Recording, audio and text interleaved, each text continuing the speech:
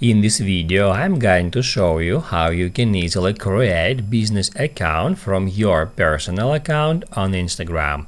Be sure to watch the video to the very end so you don't make any mistakes, and of course do not forget to like this video and subscribe to my channel. Thanks guys. So let's get started, and first off, open up Instagram app and then go to your profile. After that, tap at these three lines, select Settings and Privacy, and then scroll down until you find Account Type and Tools. And then at the very top, tap at Switch to Professional Account. Then select some category from that list. I'm gonna keep Personal Blog selected and tap at Done.